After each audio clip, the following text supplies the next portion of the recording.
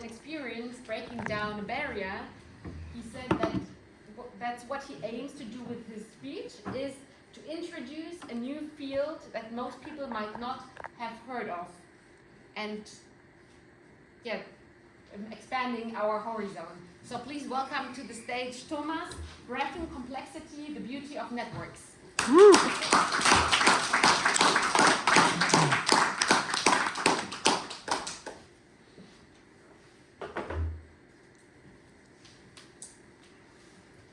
So imagine little Thomas walking along the local wet market, looking at the squid that's just been fished off the ocean floor.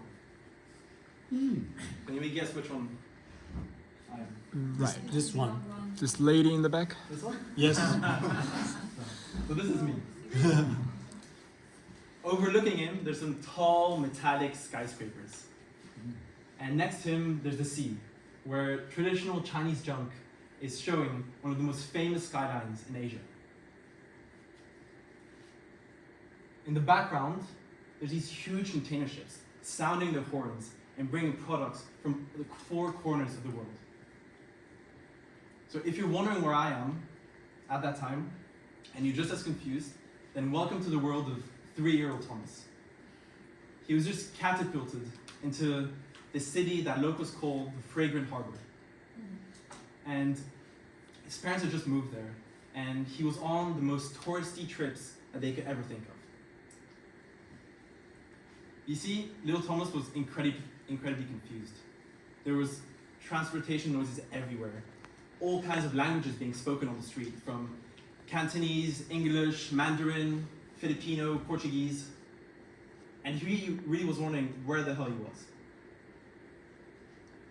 Thomas slowly grew up in this city, and he's got slightly wiser and a little bit older, but he still had a really hard time figuring out what the hell the city was and why there was so much bustling noises and people going on about their lives there. The city of Hong Kong is home to huge multinational corporations, government institutions, cultural organizations, and he was really wondering what he was really doing there. What were these organizations doing there? Why was he there? And how did things like this, huge skyscrapers and housing blocks in the middle of national parks and huge mountains, make any kind of sense? And so essentially Hong Kong is the source of current Thomas's, a little bit older Thomas's passion, which is networks. The study and the understanding of networks. Hong Kong is the perfect illustration of how interconnected our world is. It has one of the biggest financial centers, maritime ports, financial hubs, and airports in the world. It brings families, governments, people, corporations all together in one place. And it's really the perfect illustration, yes, of what networks are. So actually, I'd like to invite you essentially on board to explore the beauty of networks. We're going to understand what they are, why they're important, and essentially what kind of problems they can solve in our modern world now. Before I start on my rant about networks, I need to say that when I had this 18 to 22 minute speech assignment, I really was wondering how the hell I was going to talk for 20 minutes to you guys. And initially, I was going to go with my most loyal and reliable content I've ever had here at Toastmasters, which is my ex-mother-in-law. And as some of you might know her as my scary flatmate or the Kirk Father Christmas. But I thought, it's really handy actually to have your ex-mother-in-law not in Toastmasters, so you can talk about her whatever you want and she's not there to defend herself. But then actually I realized that maybe I need to move on from this relationship. And that's why I chose to actually talk about one of my real passions, which will be networks. Okay, back to this year's topic now. What exactly is a network? Think of a network as a structure that connects things. It's like a web with nodes and links. Just like this, like the global shipping routes. You've got nodes, which are ports, and links that are the shipping routes between two ports. That's all, Felix. In Hong Kong, it's missing in that map. Yes, Hong Kong is actually missing in the map. That's a good point. You should employ. Yeah. But they're just thinking about this. This is what we call like a physical network, a network that actually exists in the world.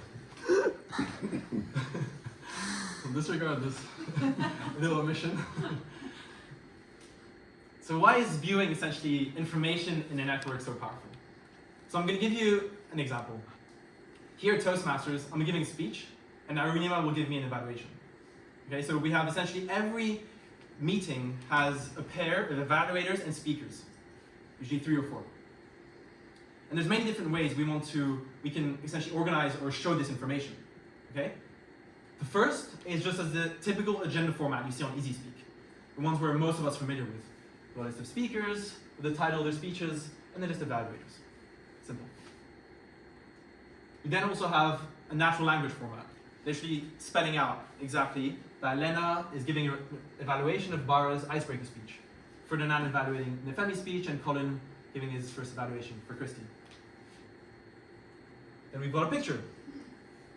Essentially, this also shows in some way this evaluator-speaker relationship. We just lose a lot of information. There's also another way to view this information. And we also have everybody's favorite tool, the spreadsheet. We've got 2 columns, one for evaluators, one for speeches.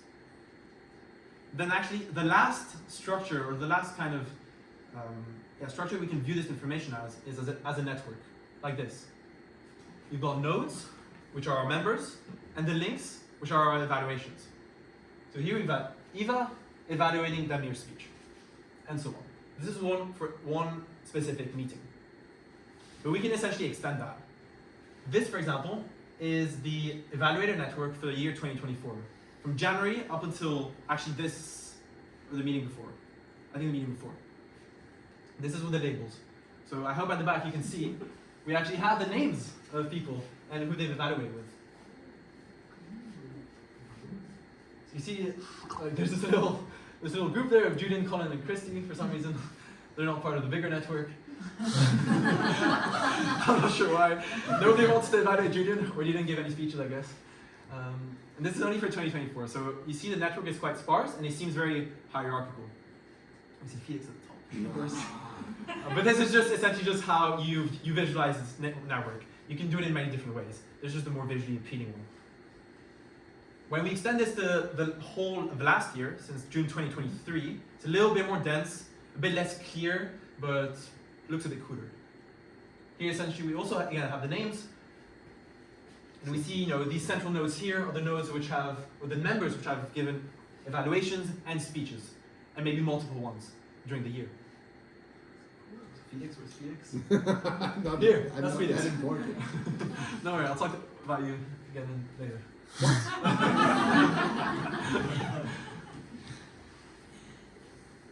Alright, so essentially what we're doing here is transforming some kind of information into a network structure. And why this is powerful is because this is more or less a mathematical representation, which means that we can devise theorems about networks, we can apply algorithms, and we can model changes in those networks. We're translating this into some kind of mathematical tool that can be analyzed in a very different way than a natural language, a text, a picture. That's really the power of networks. So now we're going to see essentially what kind of concepts are in network science and how this applies also to our own evaluator network here at Toastmasters. The first and one of the most famous concepts in network science is the concept of pathfinding. What is the shortest path to link one node to another? Let's take an example. How can we link our favorite member Felix all the way to Tyrone? So there are many different kinds of algorithms that do this in different ways. But in this network, this is the shortest path. So Felix evaluated Mara's speech, Mara evaluated Amit's speech, and so on, up until Tyrone. This is how you visualize it, with the rows in nodes in red being the ones on the path. This looks maybe a bit more visually appealing. We actually see the most direct route from Felix to Tyrone. You actually might ask, why is this important? It doesn't really make sense, going from Felix to Tarun in a evaluator network. But actually it does. If you think of the transfer of knowledge. So Felix is actually our most experienced and everybody's favorite evaluator and member here at Toastmasters. Woo! Yeah, I think we can give a round of applause to Felix. It's changing the evaluation. plus. And so imagine Felix essentially is transmitting or transferring a nugget of wisdom to Mara while he's evaluating her speech. And Mara, if she likes it, might incorporate it in her own speeches and in her own evaluations. And she builds up her own knowledge. And so on. And Mara will then evaluate Amit, and he will have this piece of information. And this essentially can flow through all the way to Tarun. So indirectly, some kind of knowledge that Felix might have liked to transfer goes all the way to one of our newest member, actually, Tarun. Then this is just an example, essentially, for the 2023-2024 evaluators network between Ben and Tarun, just for the sake of how it looks. We go all the way from Ben to Tarun. It's actually very, very similar, same amount of steps, but it also works in a more complex graph like this. So maybe I can link this also to the real world. Why is this important in the real world? We saw shipping routes. You can really imagine there's literally thousands of shipping ports of all kinds of different sizes. There's millions of possible shipping routes. How do we find what's the most efficient way from going from the port of Hong Kong to Berlin? Right? You can't. So you go first to Hamburg, and then you take a bus all the way to Berlin. And these kind of algorithms essentially make services that we use every day 1,000 times more efficient. Think of Uber, think of any kind of delivery app, or anything that's trying to find the shortest path, for example, in the city. The second concept is the concept of community detection. Very simply, it's trying to group nodes together based on who their neighbors are, who they're linked with, and also other characteristics of a member. Here, essentially, we have a specific algorithm that tries to group nodes together with different colors. Actually, in our evaluations, it's not actually very obvious what these communities actually represent. It means it's relatively hierarchical and it's a relatively sparse network. But as an example, you can see here the network of Yan, essentially all those people that were evaluated or indirectly evaluated by Yan. That's the general idea. Here, this is the more complex network. Again, we see this Yan network here. And this is the more visually appealing representation of this network from just before. There's just rearranged to to see more clearly which groups are where. As I said, it's not very obvious what these groups actually mean.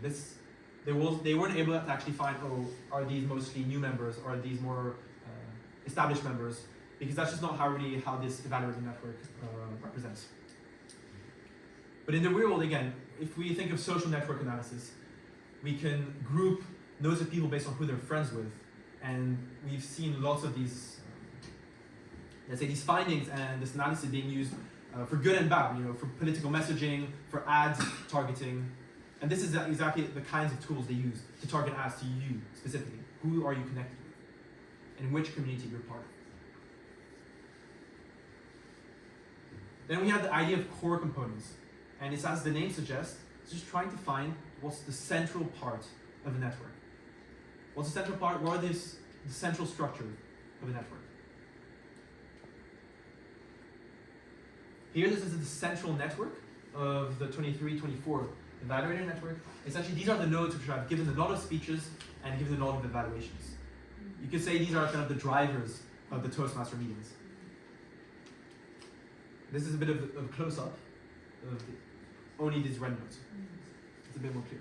We see actually there's lots of board members on it as well. No coincidence.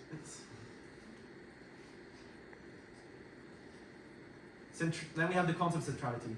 It's a very similar concept. We're just focusing on identifying specific nodes. Those nodes which have the most neighbors, meaning they're linked to the most people. So in our case, those that give the most evaluations and the most speeches. Here, the size of the nodes essentially represents how important this node is, how central in the network this node is. So we see, our 3 superstars here. Sorry, Felix. We've got Amit, Eva, and Damir here, which are the most active members in the past actually 6 months. And this is what it looks like for the whole of last year. Again, we have Damir and other people standing out. Oh, Felix.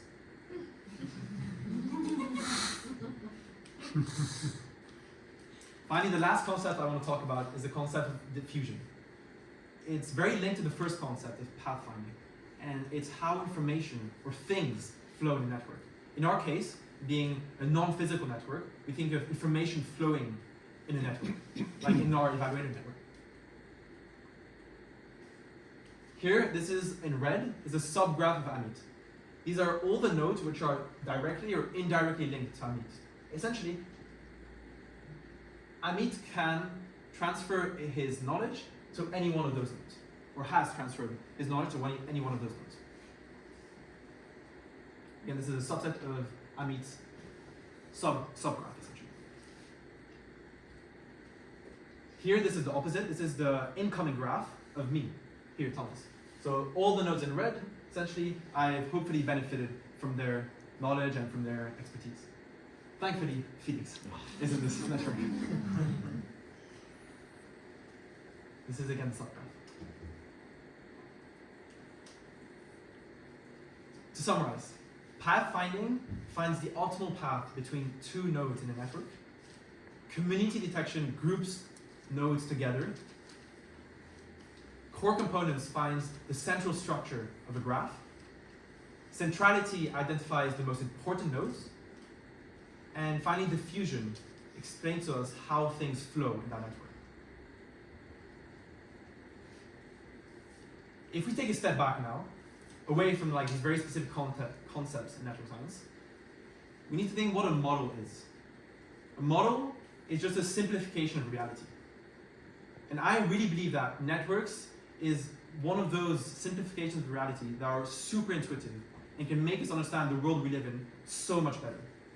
This is exactly what 3-year-old Thomas would have loved to have, when he just arrived in Hong Kong, to understand how interconnected and what the place of Hong Kong was in this whole huge network of airports, maritime routes, and diplomacy, for example.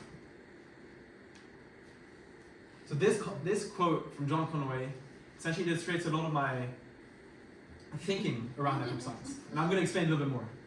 So people think that mathematics is complicated. Mathematics is a simple bit. It's the stuff we can understand. It's cats that are complicated. Amen.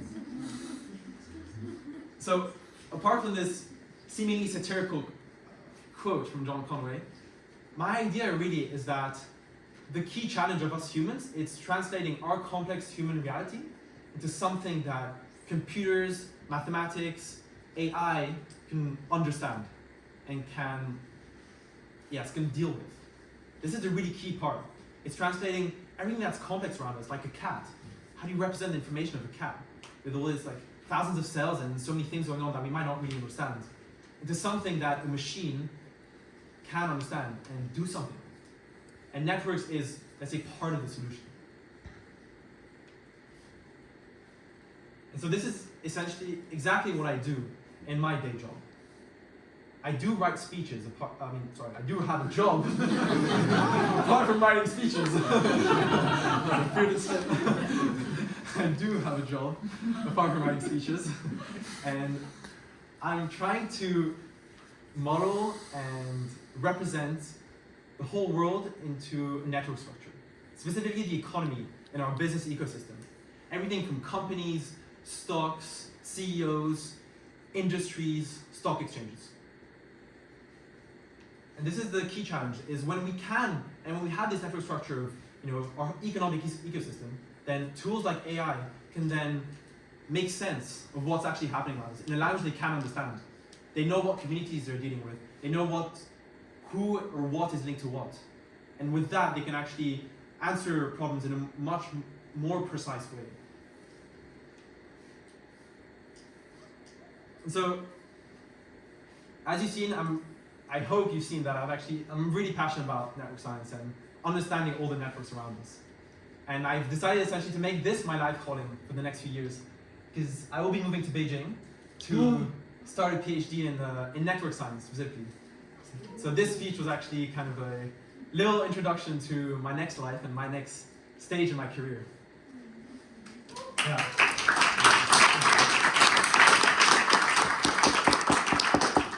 And so I really feel like I've come full circle, you know, from 3-year-old little Thomas being confused and lost in Hong Kong to, you know, 22 years later, slightly older with a little bit more beard, moving to Beijing and working on these, you know, foundational algorithms and concepts that will help us, you know, better understand the world around us and the place, for example, of a city like Hong Kong has in the world.